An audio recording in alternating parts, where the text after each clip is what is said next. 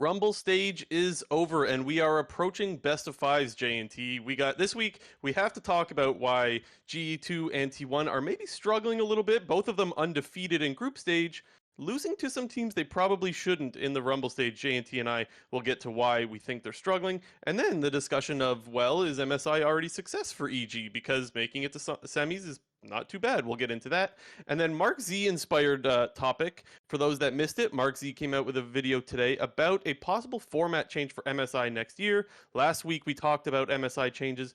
I think Mark hit the nail on the head with this one, so J&T will get into that and maybe add a couple of ideas of our own if we have them. This is episode 86 of the Clown Fiesta podcast with Blue Jay and J&T 250. J&T, where are we starting?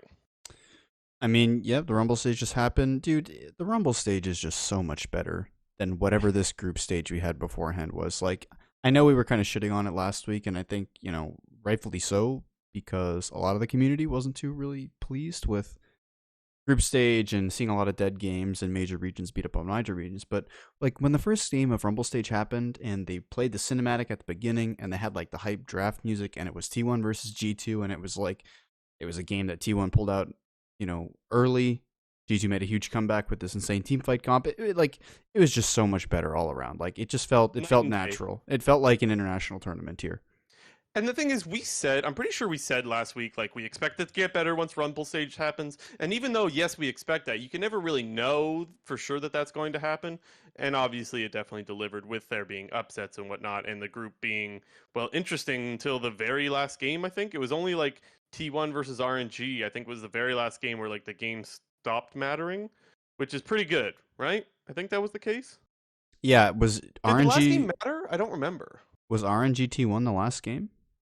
I thought it was. Yeah, okay. I just didn't remember if G2 EG was either the last or the second to last game. And I know that one did matter, because if EG would have won, they would have finished third. Yeah, no, I think that was the second last one. Don't quote me on that, but I think I'm not sure either. Anyways, let's talk about the teams individually. I don't really care if we go in any particular order, or if we just talk about all the teams, but I guess we should probably start with RNG, seeing as they did finish number one. And I mean, okay, maybe they weren't supposed to finish number one, but it's not like it's a big surprise them finishing number one, or is it? Yeah, I don't think it's surprising at all. The main thing that I took away from the Rumble stage for RNG is they look like the most consistent team. Because I think we saw... let me reword. Could I reword? I shouldn't say... the way I worded it is pretty bad. We shouldn't be surprised about RNG's performance. It's more surprised that T1 wasn't matching RNG's performance. Is that a better way to put it? Yeah, and I also think the fact that G2, they got off to this huge lead, looked like they were going to be actually the ones topping the Rumble stage with the 4-0 start, and then they kind of crashed and burned, dropped to 4-5, did win their last game to ultimately finish 5-5. But it felt like RNG, while they never felt like this huge dominant force like we saw out of T1 in the group stage and G2 at the start of the Rumble stage, it was just like RNG's playing well. They're beating pretty much everybody. They lost one game to G2. They lost one game to T1. Like, you beat all the teams that are equal or below you at least once, and in the most case twice. And it just felt like RNG was about where they deserved to be. They probably should have lost that one game to Saigon Buffalo, where Saigon kind of threw like a huge, like, 8K gold lead to them after kind of overextending in the enemy base. And they probably should have been 7-3, and they probably should have tie-broke T1 for the number one seed. But, I mean, them finishing number one, mainly I think is a byproduct of T1 struggling and G2 struggling. But I don't think it's wrong to say, like, oh, RNG, like, they don't look like our first place team. Because, like, dude, this team looks really good. Like, let's not, like, dude, look at Gala. Like, that guy looks like the best AD in the world right now. He's absolutely insane. If I had to peg best player at the tournament so far, it'd probably be Gala. I wouldn't have Xiaohu too far behind either. I remember I was really high on Xiaohu last year, both at MSI and at Worlds, when he was still a top laner. And him role swapping back to mid lane, it feels like his game impact on RNG is almost exactly the same, where he has this huge champion pool, can play whatever he wants, but also has a very huge map impact for a laner, and he can do that much easier now, being back in the mid lane on RNG. Yeah, I don't know where to fall with Xiaohu. Not because, I think he's amazing. Let me just say that. The reason why I say I don't know where to fall is because I don't know where the community perception lies with him. I feel like he should be talked about more, but at the same time, I also feel like the community recognizes that this is one of the greatest players in the game right now. So it's like, I go back and forth. It's like, is this guy underrated or not underrated? And I don't really know where to where that falls. But I agree, he is playing out of his mind right now, and the thing is, he does that consistently, and that's why there's maybe an argument that this guy's underrated because every international tournament this guy shows up, and he's doing it in multiple roles. So yeah, can't say enough about him. He's been great. Yeah, and I just like I said before, maybe RNG should have lost that game to Saigon, and then they're 7-3, and they're playing T1 for a tiebreaker for first place. But I mean, not to like skip forward to T1 because we'll get to them eventually. But I don't know. T1 to me, they still feel like a pretty strong team. Yeah, they dropped a couple games, but it's not at all surprising to me that RNG is first. Like if you would have said beforehand, like T1 is second and RNG is first, it wouldn't be surprising. I just think that we don't have a team right now, from what we've seen in the Rumble stage, that is consistently playing at their best. Because I think I that agree.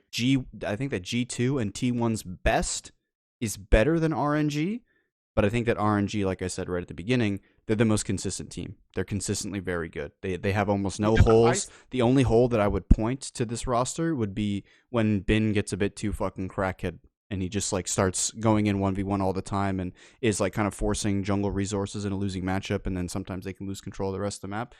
But other than that, like this team is a team with no holes. They look like a team that can easily win the tournament because they're good enough. Their late game is so good. Their team fighting is so good. Gala's a monster. And I still think that this should be a team that's viewed as one of the favorites, maybe the favorite because they're one and, they finished ahead of T1 and G2. But this is a team that I would not like. I wouldn't like look past this team because they maybe are a weaker number one that we've seen in tournaments prior. Yeah, I agree with that. I want to go back to the point that you were talking about saying you think G2 and T1 at their best are better than RNG.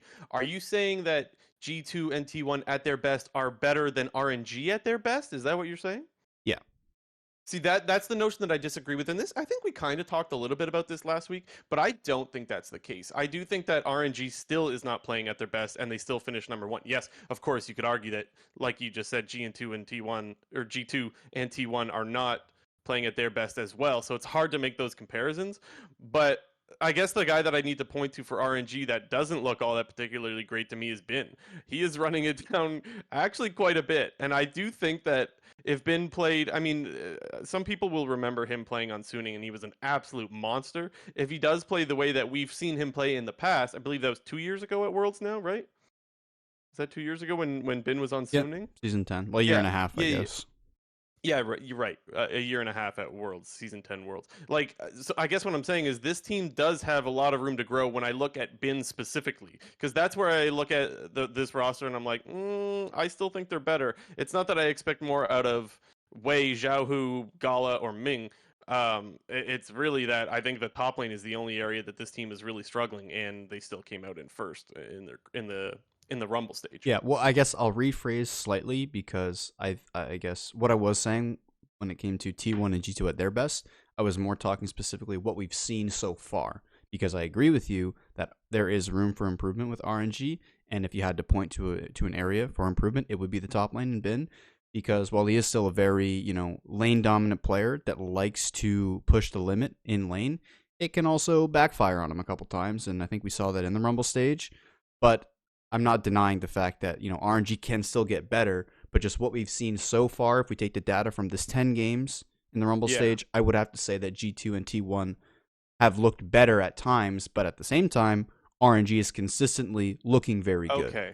I think I'm getting what you're saying now. You're saying from the 10 games that we saw in the Rumble stage, the highs have been better for T1 and G2 than RNG. Is that what you're saying specifically from Rumble? Yeah, but going into best of fives, that can be a bad thing because when you're not consistent and you're going into a best of five format, you can be very hot and cold, and that's not good for best of fives. And you can come out and drop some big like donuts and look like complete shit.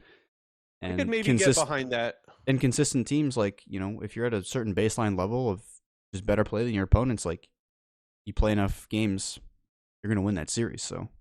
Yeah, no, I that's something that I could maybe get behind more than the just strictly at their best topic. Well, RNG's best is they won MSI, and we saw that last year, so. Right. I do want to talk a little bit more about the stars from RNG. So first of all, I think the Lee Sin out of Wei has been actually really, really good. Even in some of their games when they're losing, I think Wei's looked pretty good. And I remember saying, like, I wanted to keep my eye on this guy because last year mega hyped and like very hit or miss in last year's MSI. I think he's performing a lot better. The other two guys that I looked at, so I agree with you that I think Gala and Zhao Hu have been the best players for RNG. Um, two different ways. First of all, well, I guess Nice, the nice. oh, I did not do that on purpose. I swear. I I promise. know you didn't, but I just wanted to make it seem like you did. Okay. Anyways, Gala strictly is just putting out a bunch of damage. So when I'm watching them team fight, it seems like Gala is putting out more damage and landing more of his abilities than other champions. So I was like, maybe this is true, maybe this is not. So I go and look at the damage. And as far as like damage per minute in this tournament, it goes Zeus, then Xiaohu, and Gala. And the reason why I think you could say so they're 2 and 3 for the that might have just been Rumble. I don't know if it's Rumble or the whole tournament altogether. But regardless, um, what was I going to say? Oh yeah, the reason why I think Xiaohu and Gala are on their own level is because I think Zeus has kind of been sort of hit or miss this tournament. Where like the Aurelia game, for example, he's absolutely popping off, and then he would run it down quite a bit. I don't think we've seen any run it down from Xiaohu and Gala. So the fact that they're putting out that much damage, and usually when you're being super aggressive, you're going to make a lot of mistakes. These guys aren't making a lot of mistakes, is where I'm most impressed with RNG. Xiaohu seems to be all over the map making plays. There is a lot of good going on with these two stars from RNG, and I think that's where you got to point to where the success is coming from is specifically those two players. Even if you could also point to Wei and Ming as well. Yeah, one thing, this is like kind of a minor note on RNG, but one thing that I've always found super interesting when it came to the LPL teams is their priority on Vex. And I know we talk about the LCS all the time, and we saw very little Vex throughout the majority of LCS spring. We only saw it a couple times as kind of like a counter into LeBlanc. But the LPL, they like super high value Vex in most of the drafts. And one of Xiaohu's, I thought, better performances in the back to the group stage was on Vex. He had a kind of a sketchy Vex game against Saigon. That was like the game where they were down like 9k gold and Saigon kind of threw in the enemy base. But once again, that was like a pick that has a lot of team fight power, which is clearly RNG's strength, because I was like going back and looking at their early games, and they don't really generate any massive early game leads. They're usually at max up 2k, at worst down 2k, and more often than not are kind of somewhere floating around like up or down 1k for the most part. But post 20 minutes, like if you look at their gold graphs, they just like completely, you know, blows up in RNG's favor past 20 minutes. Like in almost every single game they're winning, it'll go from about an even game state post 20 minutes, and then it'll be ending on a 10k gold lead or something like that. So the thing that I find kind of scary with RNG for a lot of these other teams like T1, like G2, like EG, is they're making a lot of mistakes in both their early game and in their mid game in terms of getting picked off, not properly setting up for their objectives. And I feel like RNG is that team where like you give them an inch and they'll take a mile because of how strong their team fighting is with Xiaohu and Gala. Like it feels like if you don't get if you don't get a good early game lead on this team, and in turn, if you don't have enough team fighting power to match them in the late game, it feels like a really difficult team to beat. Because when we saw teams take games off of RNG, it was through winning in the early game. And I think unless you're doing that, it's probably going to be pretty hard for you to beat this team. Yeah, I agree with pretty much everything you said there, and that makes me want to transition to talking about T1 a little bit. You mentioned about how teams like G2 or T1 or EG are struggling setting up around objectives. I think that's one of the reasons we mentioned. I think it's going to be in the title, and we mentioned at the very start of the show, like why is T1 struggling? I think that is the main reason why we're seeing T1 struggle right now is the setup for objectives. We see them start Herald with like their 80 carry is in base, or we'll see them start up Baron where like there's no real rush to start Baron. Like the game specifically against EG, they threw at Baron twice, where it's like maybe you don't need to force so hard when you're so far ahead. Like it feels like there's more urgency than there needs to be. Now I realize that you don't want to be a I don't know who's a team that's notorious for playing too slow. Maybe Golden Guardians Team or something Liquid? like that. Yeah, maybe Team Because Liquid. And I realize that you want to have some sort of urgency, and you don't want to just let the other team scale freely. But there does need to be some sort of like, hey, we're continuing to get more and more leads. We're grabbing more and more objectives. You can play around, playing it slowly, grabbing more and more towers, and pushing further into the enemy jungle, and then starting up the Baron. It feels like the full setup of the deep vision in enemy jungle is not happening before they're doing their Barons, and they're kind of just letting the other team walk in and contest these Barons, and then of course stealing Baron and winning the fight and cleaning up. And I feel like that's the area where we've seen T1 struggle a little bit where we wouldn't have seen that in pretty much all of spring. Yeah, after watching T1 in the Rumble stage, I kind of think back to one of the comments that I made in our last week's episode, where I basically talked about how if T1 underperforms, maybe this was even right before MSI started. I don't remember if it was exactly before MSI started or after the group stage happened, but one of the things we were talking about was, what's sort of the word if T1 starts to lose? Is it because maybe the LCK isn't as strong as the other regions and T1's just stomping the LCK? Or is it that T1's actually bad and, they're not as good as everybody thought that they were and, these other regions are still quite strong? And, when we are talking about this team with regards to MSI, they're smashing every single early game. I know they played 10 games, they lost 3 times, but in every single early game, they had a lead. And in those 3 losses, like you said, it was kind of around poor objective control, starting Rift Heralds with not all 5 members around, or, 2 members might be on the opposite side of the map, or somebody's not set up, or starting Baron and, at times where you're really not supposed to, and sort of going for these more flip plays when you don't really need to, when you have these massive gold leads, when, like you said, you can farm those extra waves, you can take those extra towers, you can get that extra vision control to sort of not make these super risky plays that it seems that they're making. But I think at the same time, T1 being from the LCK, I think is very used to this kind of black and white play style where if you're the team ahead, you have the control. And if you're the team who's behind, you're farming up and scaling. And I think that at a certain point, like, the LCK is sort of like that, where there's this very black and white give and take, where I think when you look in regions like China and you look in regions like Europe, the game doesn't really function like that. If you're down 1K, if you're in China and Europe, the best time to fight is now because you're only down 1K right now and you're not going to be down 7K later on in the game. And I just think that these other teams from other regions are more willing to take it to T1, even from these early game deficits, because they recognize the fact that, hey, like, we need to try to create the chaos and we need to try to catch T1 off guard, or we need to notice when members are on the opposite side of the map and we have a numbers advantage and we can take those fights, even if they're those 60-40 type plays that don't always work out in your favor, but you need to take and sort of take control of the game again. So I think that T1 struggles, like, they're a little bit overblown because the early game is their best part of their game. And that was what they were known for in the LCK. They've gotten an early game lead in every single game. But I think you're correct in saying that they just need to slow it down a little bit and just go through all the steps. Like, they're skipping steps. One of the problems I always have with LCS teams is they skip steps. They don't get the proper vision. They don't have the numbers in their advantage, and they're just doing dumb shit. And I think T1 is just kind of doing some dumb shit. Like, just chill out, bro, and you're going to win games.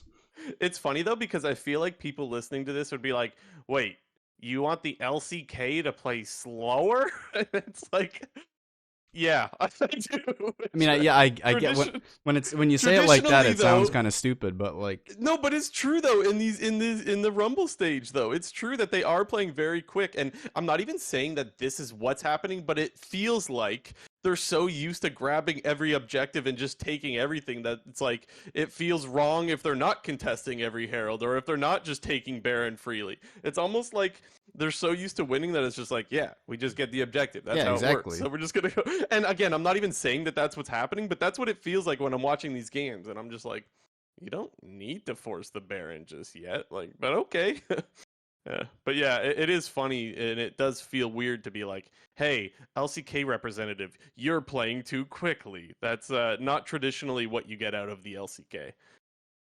But like I said, I know it's like you're kind of half joking, but it is true that the LCK is notoriously a very slow region. Yeah. But at the same time, like, when you are a team who is very dominant in the early game and your successful strategies are happening because you're stomping the early game so hard, like, at a certain point, like, you just need to slow it down and make sure you're following the steps. You need to go through the checklist and tick off numbers 1 through 7. Oh, we set up deep vision. Oh, there's no TP wards behind us. Oh, we have river control and lane control. Oh, we have ultimates up and we have summoner spells up. And then it's like, okay, now we fight because we are the better team.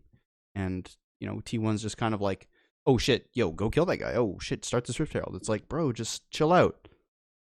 I like in this imaginary world where all of T1 is listening to this and they all speak English, they're probably going, oh, you're always telling us we're playing too slow, and now we're playing quick, and now that's not good enough for you. And like, I feel like I'm being a little bit picky, but I stand by that. I do think they are playing too quick. A couple pop-off performances that I do want to highlight from this team.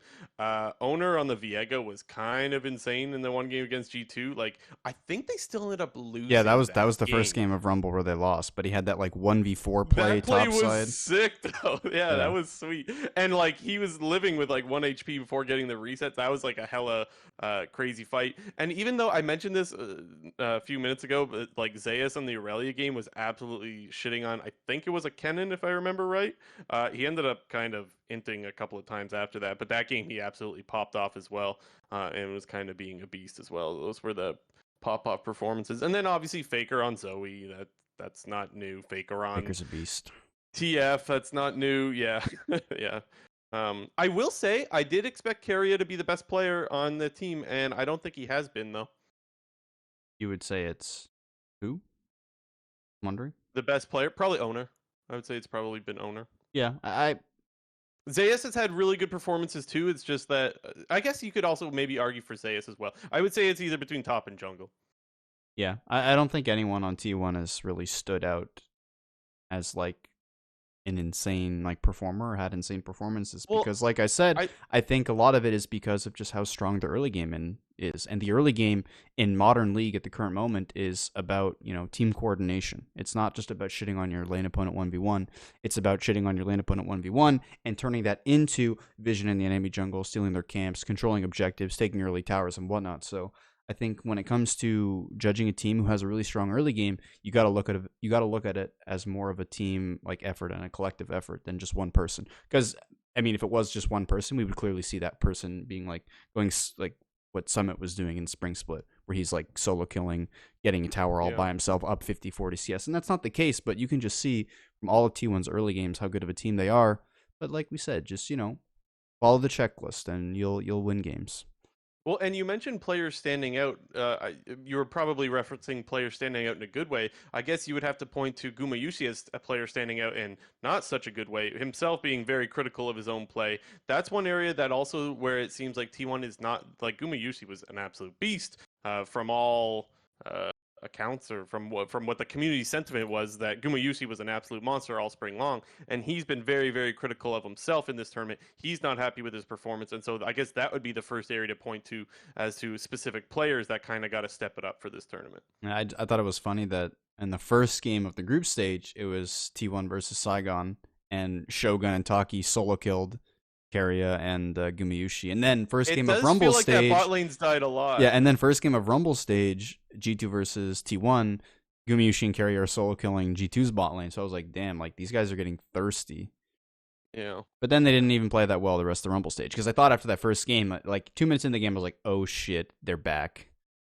But then, What, G2? no, T1, because like their bot lane was just solo killing them. It was like they're stomping the early game. They're up 6K in 15 minutes. I was like, this game is over. The owner play happened, and then, G2, like, admittedly, they had a great team fight comp there. They found their one team fight, and then they were back in the game, so.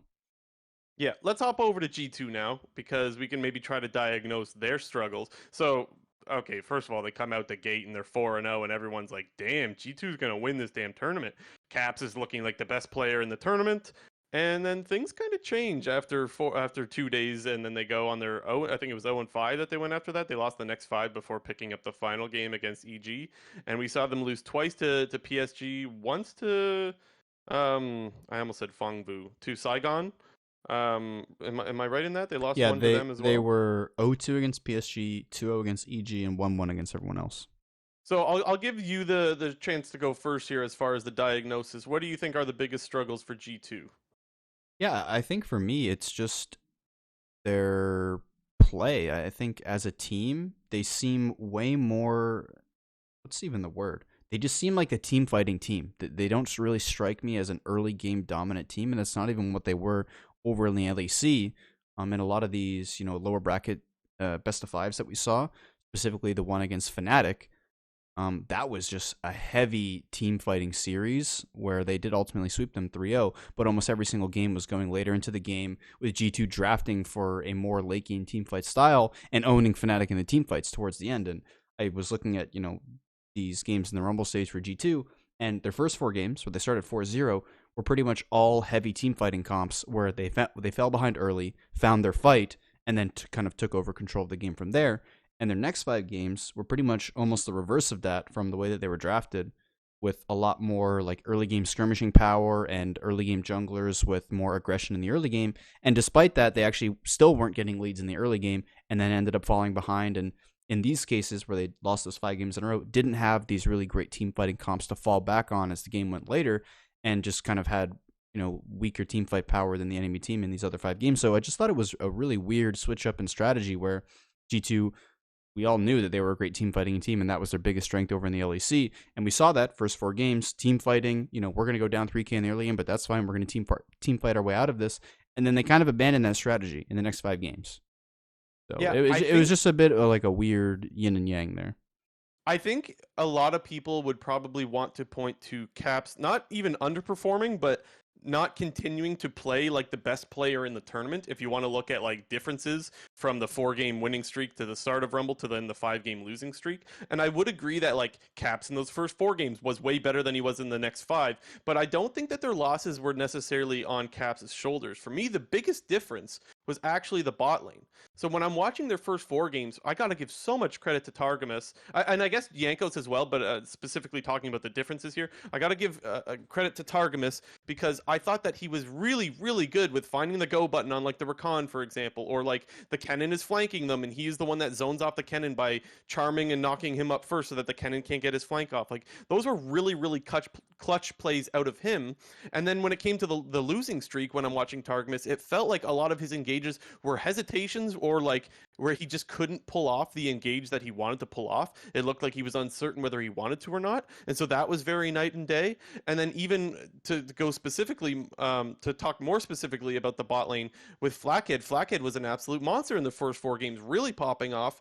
And then it felt like he started disrespecting the engage tools of the other team. So I can't remember multiple examples. But the one that does come to mind is he's standing right by Kai Wing on Rel, and I'm like, you're gonna get engaged on, and I know he has vision of the Rel, and then he gets engaged on, and I'm like, that's strange that he didn't think the Rel was going to do that, because that's literally what Rel does. She engages fights, and so that's the biggest difference to me in their slide was that their bot lane, it seems like they kind of lost confidence, and honestly just weren't performing up to the way they were at the start of the tournament, and that's to me where they I guess started to show their struggles. Yeah, and part of that, I think, I agree with you, the fact that their bot lane wasn't playing as well as before. And I think that part of what I was saying earlier about their big switch up in their draft strategy was Blackhead was pretty much exclusively playing late game carries and like Zeri and Kaisa in the Rumble stage. And that's what he was, even doing over in the LAC towards the end, was just mainly just playing Kaisa and just owning everybody in team fights. And we've kind of seen Kalista pop up into the meta at MSI right from the get-go. Blackhead did play it in their first game against T1. Didn't look very good on it, but it does seem... Sorry, what did I say did? I meant to say didn't look very good on it. But it does seem that Blackhead isn't as comfortable on these more early game lane-centric AD carries like the Kalista, like the Jhin. Even we saw 1 game out of him. So I definitely think his bread and butter is the Kaisa. And like I said, G2 as a whole, they seem to be this amazing team-fighting team that doesn't necessarily have their early game figured out in terms of, performing against the other top teams in the world. I think they could easily probably pull off early game comps in the LEC, but this isn't the LEC. This is MSI. You're going up against LCK number 1 and LPL number 1. So, I just think that this team is still very, very good. However, I think my opinion on them now is that they do sort of need to have their ideal draft and fit certain conditions for them to be at their absolute best, because I don't think the opinions definitely changed quite a lot between the first 4 games and the next 5 games, because it felt like everyone was kind of riding this G2 wave saying, oh, are they going to go 10-0? Wow, are they going to win MSI? And then it just turned into the complete opposite where like, hey, are they even going to make it out of the Rumble stage because they dropped those games against PSG Talent, dropped that game to Saigon Buffalo, and it was actually looking like they might not even make it out. But they did. They're 5-5. And I think that this team is still a really good team. However, if I was them, I'd be putting my eggs into the let's team fight basket as opposed to let's play for early game basket. Yeah, the only thing is like all of the teams remaining, I feel like team fight pretty well, right? Oh So yeah, it's but like but my like I advice for said, all of them G2 is to does it team really well. fight. So No, they do. They do. It's funny because like my advice to all of them is team fight. It's like, okay, well, just team fight forehead. I mentioned how like Targamas was a guy that was really clutch in the early going of the tournament and finding a I think Yankos was pretty consistent as well. I just think that the reason why I didn't mention Yankos is because I didn't feel like he fell off nearly as hard as Targamas did as the tournament went on. I think Yankos is having a pretty damn consistent tournament. Specifically, I liked the Diana. That went really well with the Yasuo. That's a pretty popular combo, but like the game is riding on you finding those engages. And yes, I believe they were playing a shit ton of knockups in that game. So maybe in that game They had Ornn specifically, it wasn't. Callista, yeah. Yeah, and I think Rakan as well.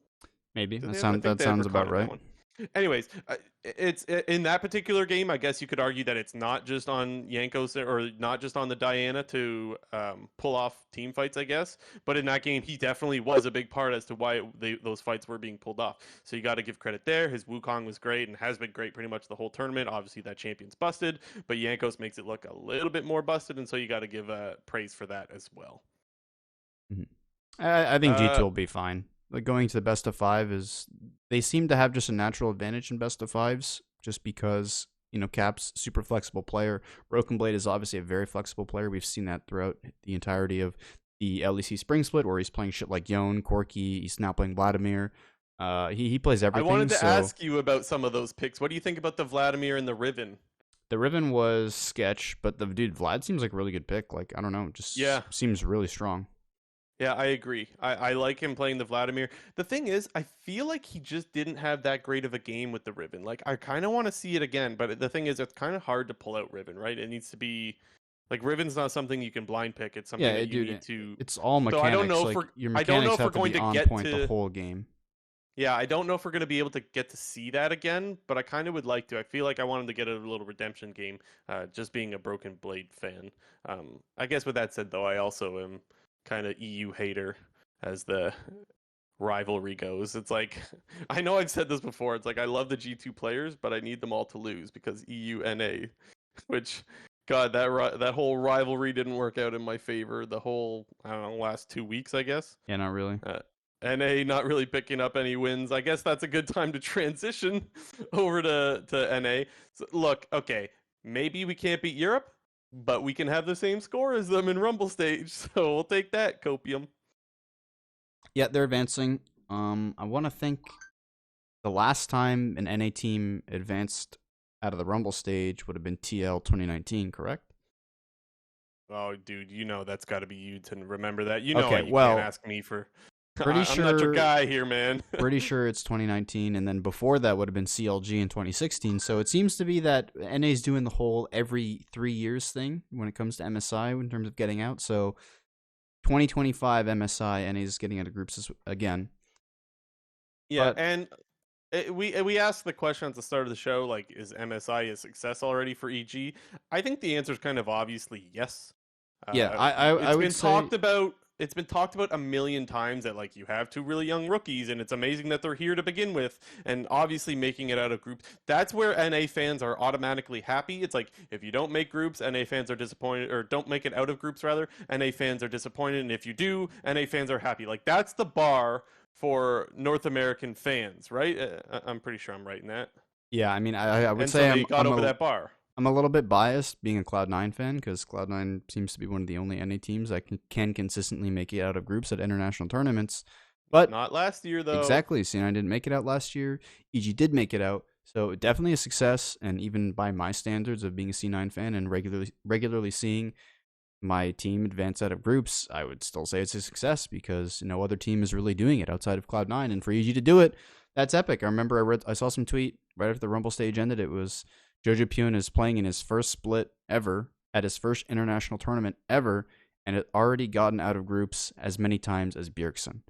Yeah. And that's just a crazy stat to think about. The only time Bjergsen ever made it out of groups at an international event was Worlds 2014 when they were in a group with. That is insane. Yeah, like they were 4-2. They had RNG in their group and SK and some other team. I think it was a wildcard team. 2014, man. Yeah. That was like, the thing is, at that time in 2014, did we know that there was a significant gap, or was there even a significant gap at that point in time between regions? I don't think so. I feel like most people knew that Korea was better than other regions, but I feel like most people didn't know how big the gap was, and maybe it wasn't even that big at that time. Yeah, I mean, especially when it comes to sort of comparing North American teams on the international stage, I don't think it was as bad as it is now in terms of the perception of how NA performs versus the rest of the world. Because back in the day, like Cloud9, they were in quarters in 2013. Cloud9 and TSM were in quarters in 2014. EU was in quarters they were in semis in 2013, quarters in 2014. Two EU teams made semis in 2015. Was that H2K in 2015? No, H2K was 2016. I thought I remembered one for once. 2015 was Fnatic and Origin. Gotcha. Yeah. Anyway, I guess I brought us on a little bit of a tangent there. Let's focus a little bit more on EG, on how they're doing at this MSI. Okay, I'll just say it. I think the standout player is Inspired. I think he's played great, and I think he's the biggest reason as to why EG has moved on. Agree or disagree, JNT? No, 100% agree. If it obviously EG's not going to stand out as much as these other teams like G2, T1, or RNG, mainly because they're a smaller name, but also because they didn't pick up as many wins. They did pick up the same number of wins against G2, but did go 0-2 against G2. But nameplates off, and you can say that, take the nameplates off and ignore the records of the teams. I think there's an argument to be made for Inspired being one of the best players at the tournament. If I had to pick, never mind the nameplates. Nameplates on. I would nameplates on or off. I don't care. If I had I to think pick, he should be considered. If I had to pick, he'd be somewhere maybe like 4 in terms of like top players at the tournament. Because I would pick Xiaohu and Gala as my 1 or 2 in either order. I don't think probably Gala 1, Xiaohu 2, and 3 I might put like Faker or Owner, and then 4 is probably Inspired. So, okay, I cheated, and we kind of talked about this for people that don't know. When we were doing our prep for the episode, we said, hey, let's pick a few players pick a player that you think is the best and worst performer of the tournament. And I picked a few, J&T. I'm sorry. Picked a few? I'll admit it. Yeah, I picked a few. Because I don't know, I had Gala and Xiaohu on here. And then I had Inspired as well for the best. So I put 3 players down. But the thing is, the reason why I have a hard time pinpointing is because I don't think EG is playing all that great. I don't either. I think Inspired is playing really well. Inspired is dragging them over the finish line. So that's why I'm kind of like, man, Inspired's kind of beasting right now. And like, imagine this team without Inspired. I don't think they make it to groups. And so I definitely think I think you're right. Inspired should be thrown in. Where I think a lot of people would be like, oh, NA bias, lol. But like, I don't know. EG's not playing that great. I think Vulcan's had a pretty bad tournament. If the main guy that I look at is Vulcan, I think that he's been very disappointing. I will say I thought his Bard game was pretty good. He had a few nice ultis where he's getting some picks, but he's getting caught a lot. And like, these are not like I'm getting caught, oh well, these are like bad time. Like, I'm getting caught and then the team's trying to save me and then we're giving up Baron and losing the game. Like, he's not having that great of a tournament, and I kind of expect more out of Vulcan. Another guy to point out is Danny. Honestly, I don't think Danny's been particularly great, but not nearly as bad as Vulcan. So as far as my worst performing list, I have Vulcan, and I think it's pretty clear that it's Vulcan. I guess I had Guma Yusi on here as well, but I think that was more so I was being sold by his thoughts on his own performance more than just Vulcan being quite bad. Yeah, I mean, if I had to throw other names into the ring that were from other teams that made it out of Rumble stage, the only one that really comes to mind for me is Ben, mainly because he's been more of a detriment than a help. Feels like in a lot of their games, but so you're 100% right, but you just made me realize that when we were making up these lists, guys, we were only talking about the teams that moved on, just to be clear. Yeah. We were not considering PSG. It's fairly obvious that Froggy's the worst player in the tournament. Yeah. People, I'm glad that you mentioned that, because people are probably listening going like, dude, have you watched Buffalo? We were watching. Yeah. No, the thing is, the reason why we did it this way is because Froggy's been incredibly bad. It's like, it feels like we're just dunking on. But yeah, I forgot to mention, for the teams that moved on, we were only considering the teams that moved on in that list. Anyways, any other thoughts on EG? Well, I think it's a warm sight to see. What, isn't there like some sort of saying there? But like, the NA Classic at international events is to lose the games you're supposed to win and drop a game to some dog shit team. Like, the script was supposed to say that EG was going to lose to Buffalo or lose to PSG, and then they weren't going to make it out of the tournament. But when we go back and we look at North American teams that make it out of groups at international events, they win the games that they're supposed to win, and they usually take 1 or 2 games off of teams that are better than them. Jesus. And in this Yeah. case, EG went 2-0 versus PSG, 2-0 versus Saigon, and took a game off T1. And, Let's go, man. They took a game off T1. I don't care. People are going to be like, well, T1's struggling right now. I don't give a shit. They took a game off T1. That hasn't happened since 2016, as everyone's talking about on Twitter. We'll freaking take it, man. Let's go. and That was pretty sweet. Sorry, go ahead. well, I was just going to say, in a world where 4 out of the 6 teams make it out of the group stage, 50% is good enough. And there you go. Yeah. Yep. No complaints there. Also, I was pretty worried. So for a lot of spring split, JoJo was like getting picked a lot, like just not respecting where the jungler could be and like, oh, I'm gonna go get vision by myself now. Bye guys, and then he ends up dying. Now that did happen a couple times on the last day. But I thought that as much as we had seen it in spring, I thought for sure that would be exposed a lot more at MSI. We did not see that very often. And I think that we actually saw JoJo have a pretty damn good tournament so far, especially when you think about the mid laners that he went up against. I'm really, really happy with JoJo's performance in this tournament. Um, Caps, Faker, and Xiaohu? Shit, right? Like, I think that's where the I don't know, the feels good man comes from, I guess. Yeah. That's the best feels good man out of EG from this tournament is how good JoJo's looked. Because he's been mechanically great. He's made a lot of plays without hesitation. He's going in like you would expect him to do, but you don't know on the world stage if that changes. He hasn't really skipped a beat, and he's been playing like his regular self without as much inting. So that's a really good sight to see. EG got him off the tank rise, so he's looking good. Yeah, yeah. Anything else on EG? NA Poggers. NA Poggers. Anything on Impact? Hey, dude, like I always say, don't need to worry about Impact. He'll be fine. He has had a couple of laning phases where he's struggled or he's kind of gotten like a little bit beat on, but for the most part, I think he's having a pretty good tournament. He's looked pretty good in some of their I losses. agree with the notion that like you don't need to worry too much about Impact. Yeah, again, like I said, he did lose a couple of lanes, but for the most part, he's been pretty solid. And I'd probably put him as the third best performer, just slightly behind JoJo. So he's had a pretty decent tournament himself. That's Do fair. you want to touch? Should we touch on PSG and Saigon real quick? Yeah.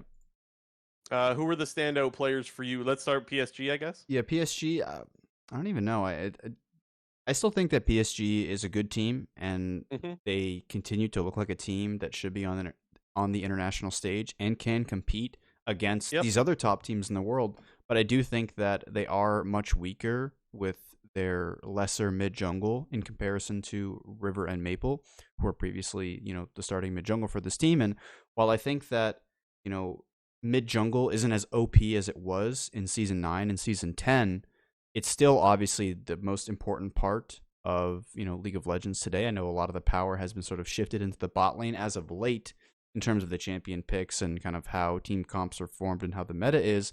But at the same time, if you have a weak mid jungle, like your team is going to struggle.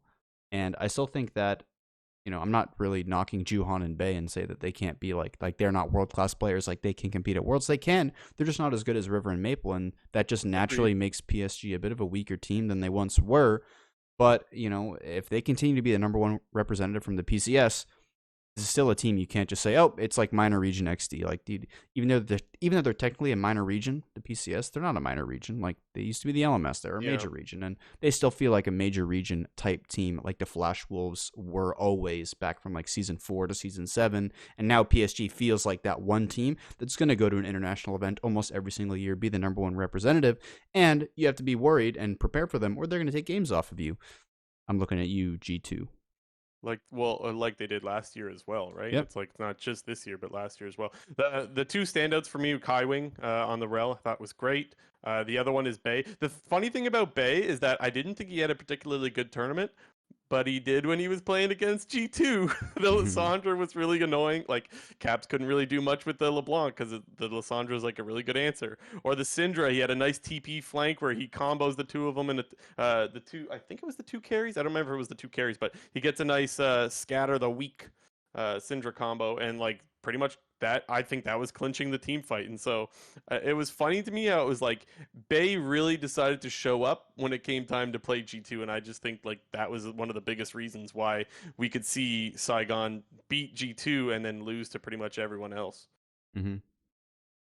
Saigon though, let's talk about them real quick. Okay, we mentioned Froggy had a really bad tournament. I'm not going to beat the dead horse too much. All I have to say is like I said when I'm watching him walk up to the wall with Vagar, like when the Wukong, I think it was Inspired's on the other side of he's at Raptors pit on the other side recalling. I am like, there's no way he's about to fall for this bait, and then he actually did, man.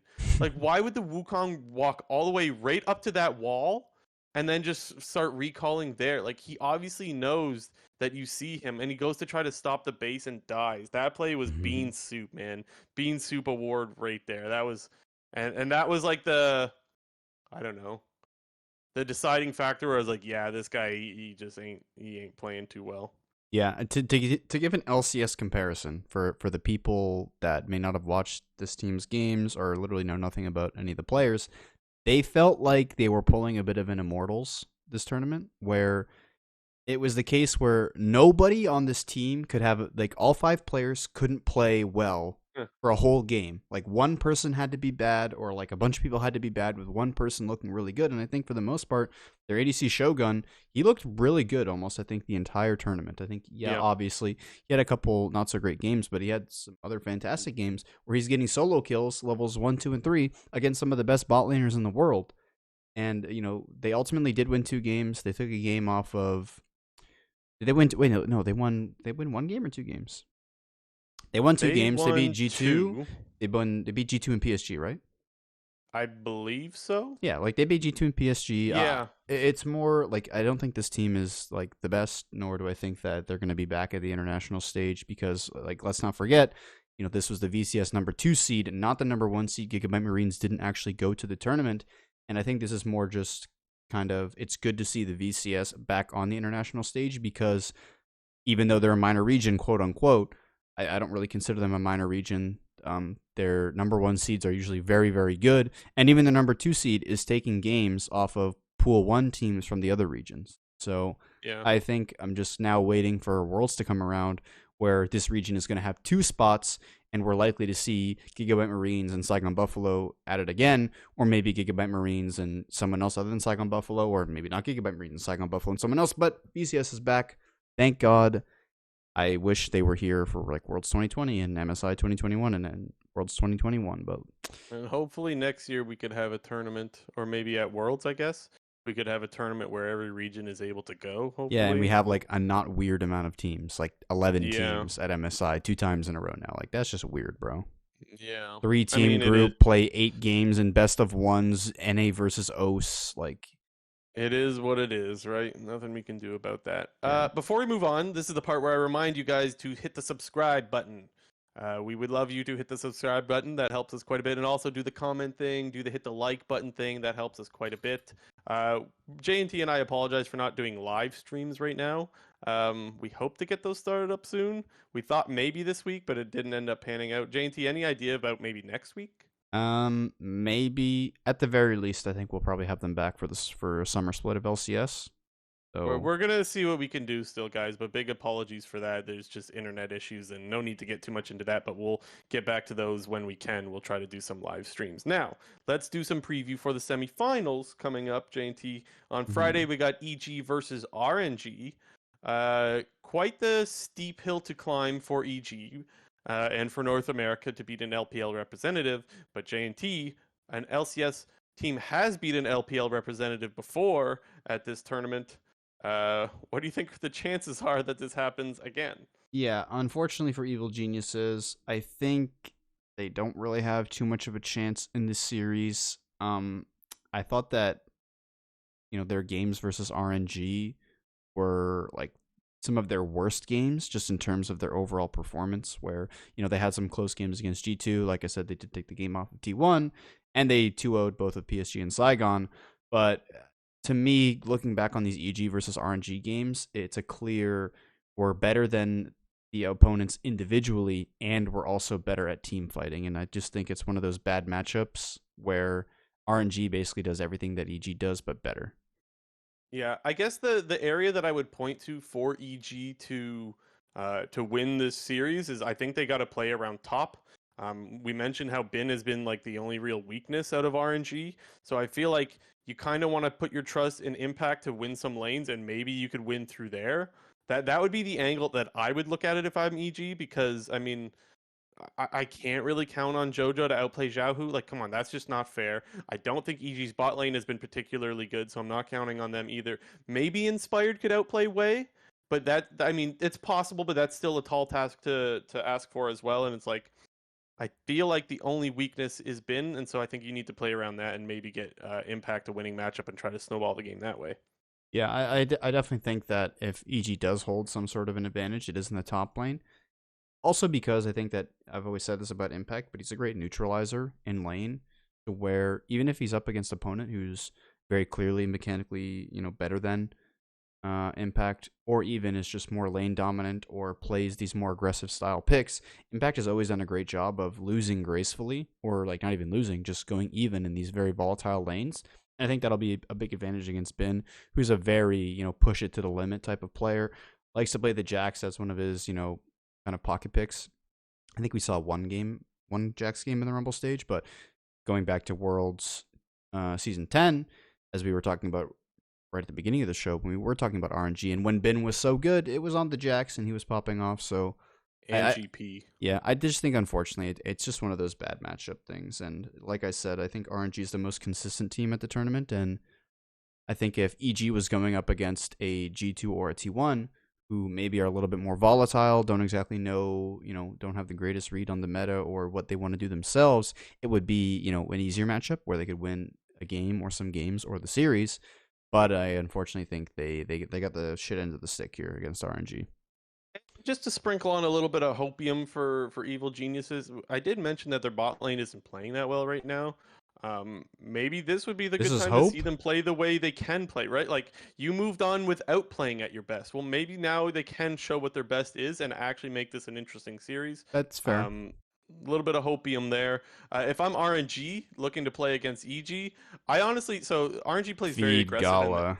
and they kind, well, yeah, definitely, and they like, you see Xiaohu making plays all over the map. I mean, you obviously can continue to play that style. They've had plenty of success with it, but against EG, all I think you really need to do is play for vision. I don't think RNG needs to force a bunch of plays. If they just fight for vision, I feel like that's where EG struggles a lot, because they're always sending in Vulcan alone to check vision, and that's where they're just like, I don't know how this happens so often this tournament, but Vulcan is always face checking by himself. It feels very solo queue esque, where like the support doesn't want to type to his teammates like, "Hey, can someone come help me get vision?" So they just go in and check by themselves and die. I don't know how that's happening that often in pro play, but it's what's happening a lot. And so I feel like if RNG just gets vision control, that EG will face check them and they'll lose the game that way. So if I'm RNG, of course you could play the regular style where they play hella aggro and have Xiaohu go all over the map, or you could just play for river control and they'll probably win that way too. Yeah. I'll Prediction? say 3-0 RNG. Yeah, I'm gonna be biased. Do you know what that means? You're gonna go 3-1. Yeah. Okay. Well, I hope they win a game, but I don't think they Yeah, me will. too. Me too. I'm still hoping. I like. There's a chance they could win this series. Do I think it's likely? No, but they can. I guess, what percentage would you give JNT of EG winning this series? I think I'd probably go with like 10%, 15. I was gonna say like 5 to 10, more on the Mm, 5 end, so I'll give them really, eh? 7%. Wow. If they played this 100 times, EG is only winning at 7. Yeah, Okay. dude. The Hey, there gap, is a gap. There the is a gap. gap in the bot lane is like astronomical. It's Yeah. crazy. Okay. Fair enough. Fair enough. Like just with All the right way, like then. what we've seen out of Danny and like they're good bot lane. I think that Vulcan was one of EG's best players back in the LCS, and Danny was obviously the carry that led them to this championship. But Yeah. from what we've seen at MSI so far, Danny and Vulcan are their worst performing players. Vulcan specifically, and I've talked about on this show so many times about how I think Ming is so good. If it wasn't Yeah. for That's Carrier, true. I'd probably be picking him for like best support in the world. Yeah. But Okay, let's go G2 versus T1. That's the Saturday matchup. Yeah, this Uh, series is much more interesting. I actually, to be honest, we're not going to give our predictions right away because I got to think about this, but I have no idea who's going to win. I have my prediction and I have my like what I would do if I'm T1, but I kind of mentioned it already that I just think they need to slow down. You mentioned at the start of the show that like they're getting their leads and it's just that they're throwing them. And so my advice doesn't change. If I was T1, I would just continue to do what they're doing, but just play it out slower at Baron and Herald or all objectives for that matter. So nothing changes for me. Yeah, it's a bit of a weird dichotomy because T1's greatest strength has been their early game, and they're picking these comps that have a lot of power in the early game when it comes to objective control for getting the early dragons, skirmishing within the lanes, skirmishing around jungle camps and whatnot, and that's how they're getting these 3, 4, 5K gold leads in almost every single game. But when you look at G2, their early game has been quite weak. But when they were looking very, very good, they started off with that 4-0. Their team fighting was really what pushed them over the top. And in those first 4 games, they were even or behind in every single game. And then when it came to these big team fights around 20 to 25 minutes, that's where G2 was able to take over the game. So going into the series, you kind of match these two teams up that way. It's like, oh, T1's supposed to win the early game, but G2's supposed to win the late game. And it's kind of, I wonder if T1 is going to go with the game plan of let's play for the early game. And then when it comes to the point in the game where we have these big leads and it's around fighting, around Dragon Soul and Baron, if it's then, it's like, okay, now let's slow it down. Let's make sure we're doing the steps properly. Or if T1 sort of wants to fight fire with fire and play for, a more scaling matchup. Because I assume that G2 is probably going to go back to their more reserved drafts where they just pick for a lot of team fighting power, knowing that T1 obviously has a very strong early game, because I think that individually T1 probably still has the advantage in almost every single lane. The only one that I might give it to would be like maybe Caps over Faker if we see, the first 4 games Caps in a good matchup. Collapse. Yeah.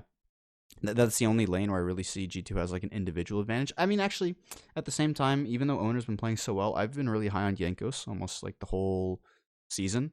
So, and I think Jankos has still continued to play really well, but it's pretty close. I mean, I think that this will probably be a very close series. I think it'll go 5 games, and I just think it'll be very interesting to see whether or not T1 continues to roll with this heavy early game approach and G2 goes with this heavy late game approach.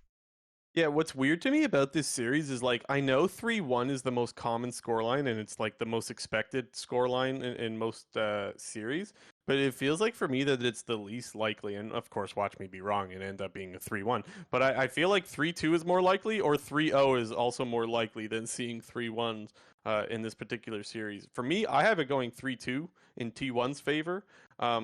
But I did want to say, like, if I'm G2, I forgot to give my little what I think they should be looking to do. G2, I think they should specifically draft for comfort for their bot lane. I mentioned how their bot lane was the biggest difference to me when it comes to how they were looking when they were winning versus when they were losing.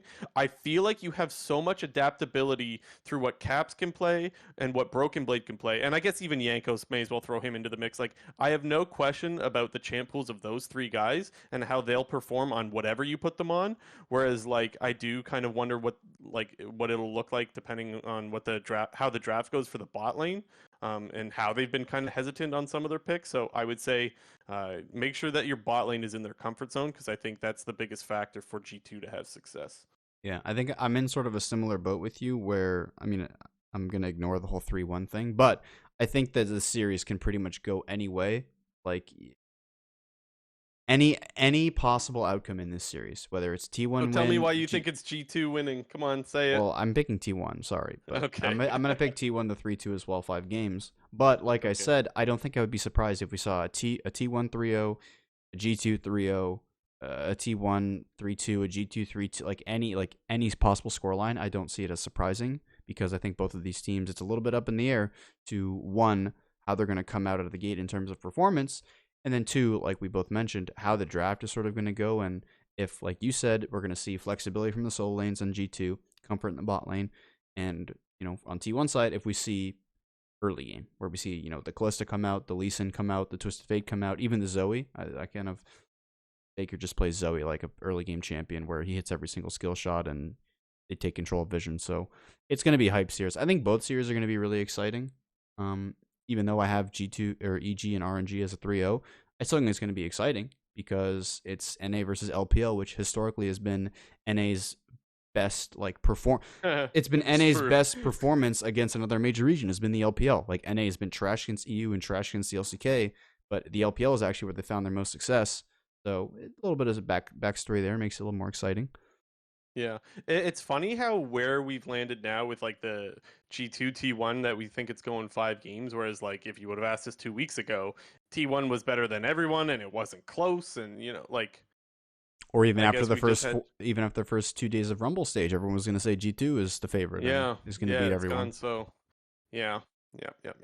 But anyways, and then the finals are on Sunday. So who do you got winning? Who's winning the tournament? J&T? Has Yeah, anything I changed? guess if it was RNG versus T1, I'll probably still pick T1 to win.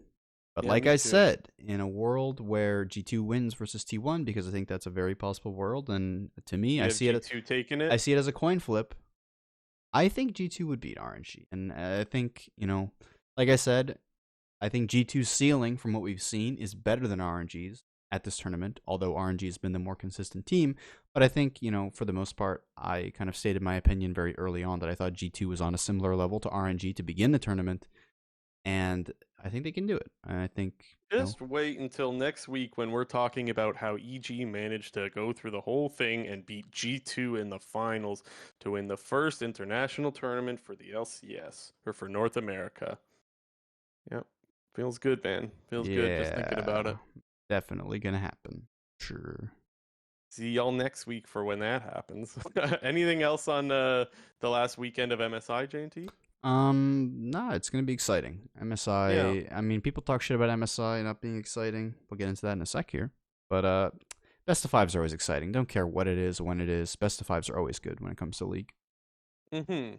Now let's get into the format talk. Obviously, got to credit Markz for his video of the blame game that he came out with either today or yesterday. Basically, he's kind of putting out this format called the Swiss format. I guess it's used in CS:GO. I'll let J&T explain that in just a sec. But I will say I really, really like it. The other thing that I'll also say is last week. I want to take us to last week before we get to this. I want to take us to last week where we talked about like is MSI tainted at all because of like the ping and stuff like that. Um, I don't know about you, J&T. Maybe I missed it because I haven't been watching like the commentary in between the games. Have you noticed any more talk about the ping, or I I haven't noticed any myself? I haven't been watching anything other than the games themselves, so Yeah, I couldn't really same. say that. Yeah, it was just something that I just thought of, and I wanted to bring it up before I forgot. I Because assume that the broadcast has probably told them not to mention that as a yeah, reason for maybe. things because one, it kind of takes away from like the actual analysis just to brush things off as oping or like I would assume that it's probably a topic that the broadcast would I wouldn't say force the analysts and the casters to stray away from, but it's probably recommended that they don't talk about it too much because it's already a problem in and of itself. Yeah. I mean, and again, we still Yeah, got one more weekend to go, but so far it's been pretty smooth, and I think it does point to the it's not so tainted like we thought it would be, maybe a week ago or whatever. maybe. But regardless, anyways, we also talked about should MSI format change, and well, that's where this topic came into play with the whole Mark Z thing. JT, do you want to explain what the Swiss format is and basically what Mark Z has thrown out there in his video? Yeah, I mean, just to sort of put things a little bit into context for people, Cadril put out a pretty astonishing tweet where I'll read it verbatim.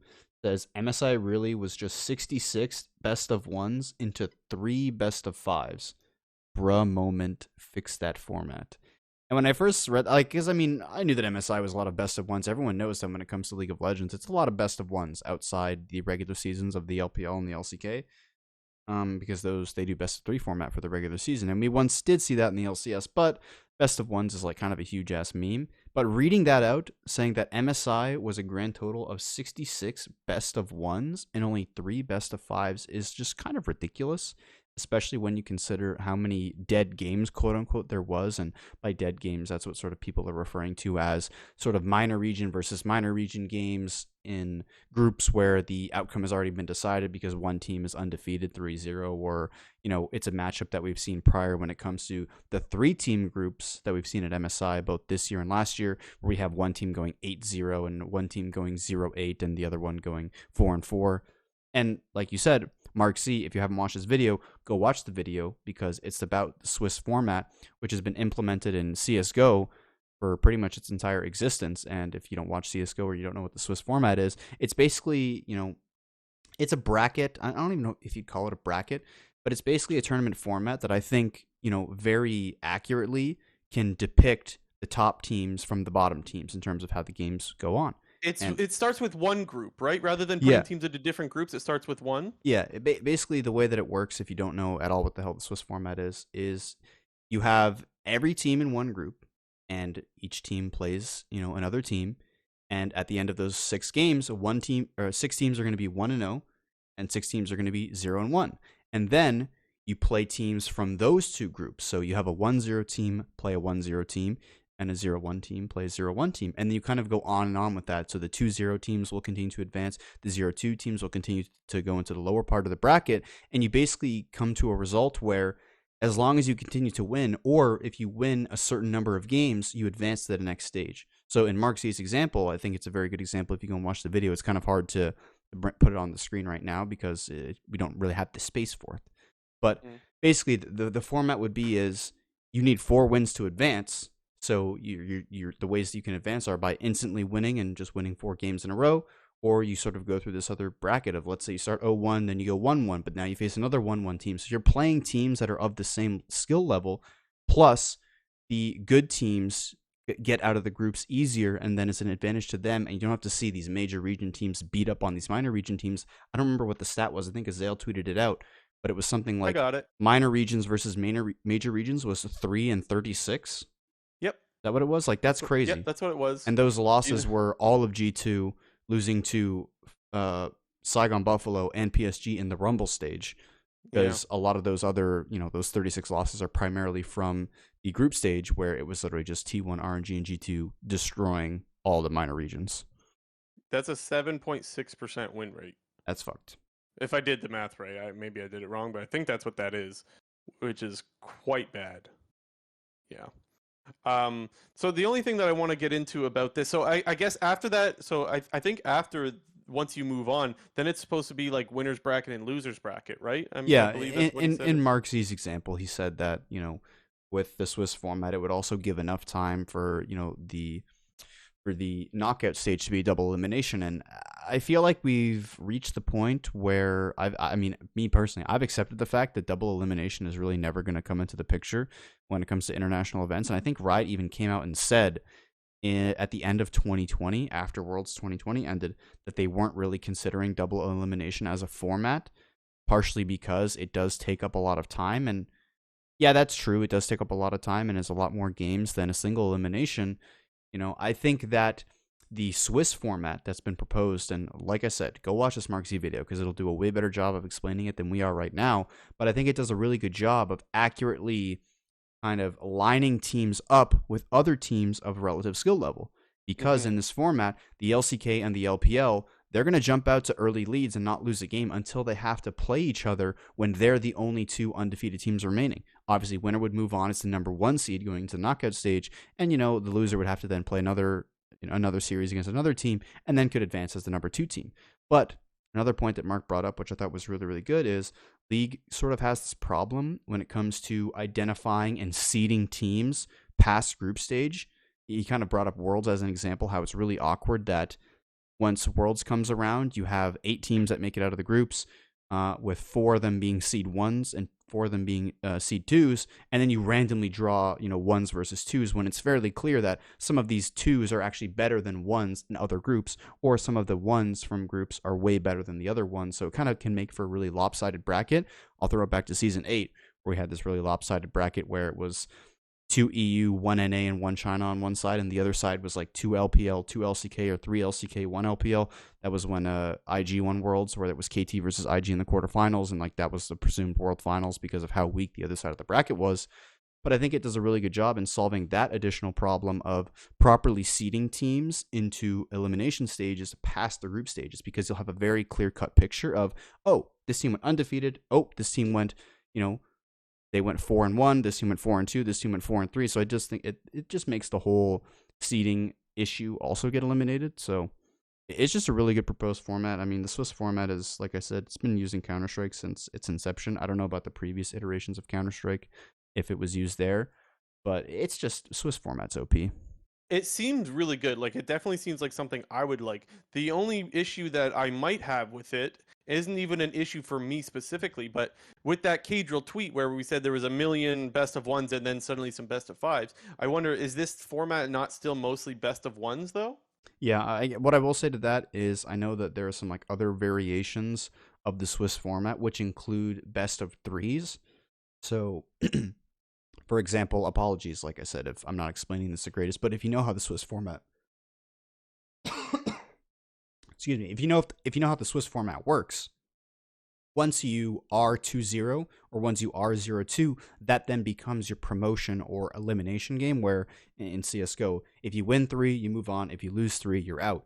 And when it comes to elimination or promotion matches, it is played out in a best of 3. So, for example, if the LCK and the LPL were undefeated until they had to play each other, the final game between them to decide who's going to advance to the next stage would be a best of series. And Yeah. I think obviously everyone wants as many best of fives as possible, but I wouldn't complain if there's best of threes in some sort Yeah. of group stage and at least best of because, it's a lot People more. would be a lot more happier with that. And so the idea is any elimination game or any clinching game to move on wouldn't be a best of one. The only issue that I don't think either one of us knows is whether the logistics as far as the scheduling works. Like if you can fit so many games into a specific day or whatever it be. Maybe you have to have more days of broadcast and maybe they don't want more days, right? Because with more games then things change. That's the only issue that I don't know, but if they can keep a broadcast that doesn't get too long, and if there's not too many days streamed, like what there was 5 days of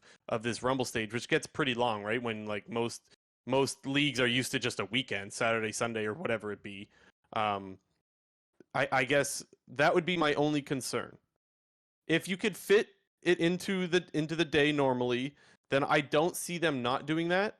But again, we still don't know if Riot is even going to look at this format and go this way. I do think they recognize that something needs to change though, because I feel like I the community's sure been hope they do. the community's been pretty vocal about not liking what this tournament has been, especially in the early going in group stage.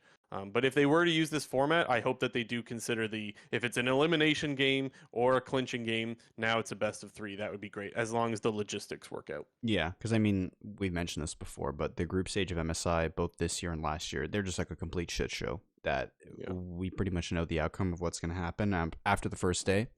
Um, you know, and maybe that's because we haven't seen some of these upsets that we'd previously seen in different international events. Whether it was, I don't know, a team like Albus Nox Luna season 7, or season 6, Gigamite Marines in season 7, or throw it way back. I think Mark said it in his video Kaboom in 2014 when they took a game off of Alliance. We haven't really seen any of those wild card type upsets. There have been very few and far between at international events since those aforementioned ones, other than Hwangvu versus G2. It feels like that's the only one that really pops to the top of my head in terms of a wildcard team taking, significant games off of a major region would be Hwangvu or now Saigon against G2, because I think they're 3-1 against them now. Yeah. Are we ready to move on to quick That's news? including MSI 2019, if people don't know what I'm referencing. Okay. Are we ready to move on to quick news? Yeah, we got some quick news. I mean, we're an NA fucking podcast after all, so we're always up on our NA shit. Been some LCS moves. What are they, JNT? Yeah, first one, Dignitas. They don't have a top laner. They kicked Fake God's ass out, but they have a new one now. Gamsu, over from 100 Thieves Academy. Is he a new one, though? Well, he's not a new one. He's an oldie. He's a new old one. Yeah. Yeah. He played on Dignitas, and people don't remember back in season 5 and 6, maybe only 5. Yeah. It's been a long time. We know that. I know for sure he was there in season 5. I don't remember about season 6. So I have no idea how good or bad Gamsu is now. Like I have no idea, but it definitely is it feels good story. Like this guy, he left, he went to go play Overwatch professionally, and then Overwatch kind of, I don't know if he quit because it sucks or if he just wasn't good enough. But anyways, he's back, and he had to make his climb back to the LCS level again. That's a cool little story. So well, I'm looking forward to that. I remember when 100 Thieves signed him to their amateur team at the beginning of season 11. That's when he first came back to competitive league, and then when season 12 came around, he moved up to academy because Tenacity and Someday were doing like the 6-man roster type thing. I thought Hmm. originally that Gamsu was going to be the play for 100 Thieves if Someday continues to Yeah, perform like dog shit. I remember saying that. yeah. Credit to Someday though, he's definitely stepped his game up, looks a lot better, and Tenacity is sort of going to be his replacement if it even comes to that at this point. So Gamsu joining Dignitas, I feel like I have a lot of blind faith in him because he actually was a pretty good top laner when he was in the league. He was on Dignitas back in season 5 when they were actually a pretty good team. They beat Cloud9 in playoffs. I think they made it to semifinals that year. I think they finished 4th at the end of the day. I don't remember, like I said, I don't really remember what happened after that. I do know that he went to go play Overwatch back in like 2016, 2017. But I got faith in him. I'm gonna put some blind faith in Gamsu and say that Dig will make playoffs next split. I hope so. I have no opinion because I Dude, I don't. think both I of us. I haven't think both of us agree that like we like the player on Dig. any. Like we like eh, River. We like Yeah, Bio. We like we Neo. We do. both thought that Blue was like we thought he was gonna be dog shit. He's actually decent. So But we both haven't watched Gamsu play in oh, forever. I haven't So. watched a single league game And in I know 6 you years. admitted But you admitted that it's blind faith. You did admit that. I'm yeah. just saying myself. Oh I yeah. don't know what to expect. Next up, we got Stixay also coming back to the league. He's going to be the 80 carry for Golden Guardians, and at the same time, Golden Guardians is dropping Iconic, and then they're adding Acadian and Leader to Academy. Um, so here's the thing, like, and the interesting thing is, and I'll even throw the next one into the mix as well, because just to make my point here, Sven also got his green card. And so I guess what I'm saying here is we mentioned Gamsu's back, we mentioned Stixay's back, we mentioned Acadian and Leader are back, and then we're dropping Iconic. Not that I say there's anything wrong with any of these moves, but we are seeing, like, we got EG where everyone's like, yeah, NA talent, look what they can do. And it's like, yeah, let's bring in these fresh new players, and then we're just getting all of these old players back again. Again, not that there's anything wrong with it. I obviously don't really give a shit about age, but it does go against what the narrative has been. Like, you would think with EG bringing in new talent, that would kind of push teams to be like, hey, we should bring in new talent. Well, Golden Guardians is getting rid of theirs with Iconic, right? I thought that the long con would be Iconic would make his way back. It seems like Golden Guardians has kind of given up on the Iconic play. Yeah, it was kind of funny that both Stixay and Acadian were coaches for Golden Guardians, and now they're both back to playing. Yeah. So I wonder if they themselves were kind of like playing a bit of a long con, like, hey, I'm going to coach for this team, but also at the same time, if their academy players are shit or their LCS players are shit, I'm going to slide in for a starting spot there. The one weird thing, like you mentioned it, but like Hello? Lider. Wait, hello?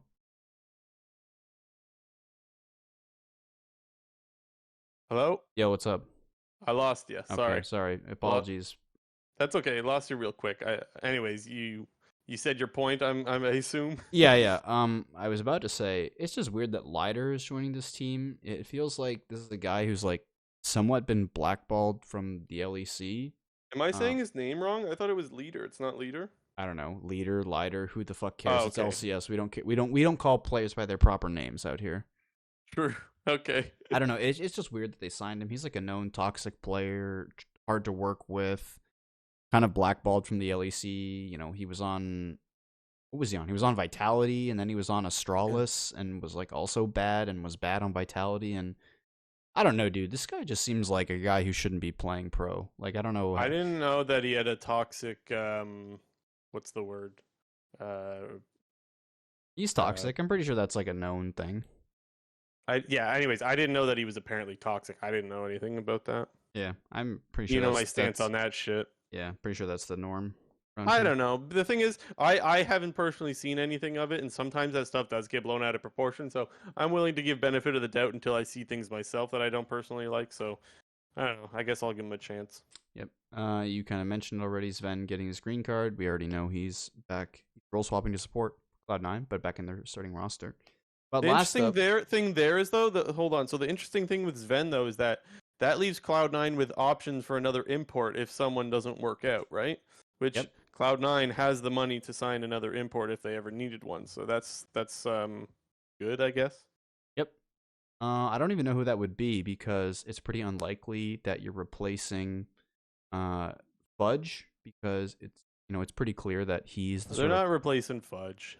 Yeah, I mean, I think personally it's still unlikely they're going to replace Blabber. I think unless Blabber suddenly turns into some complete dogshit jungler who can't like play anymore, they're going to keep with him because I still think that he's one of the best junglers domestically and is one who has the skill set to compete internationally.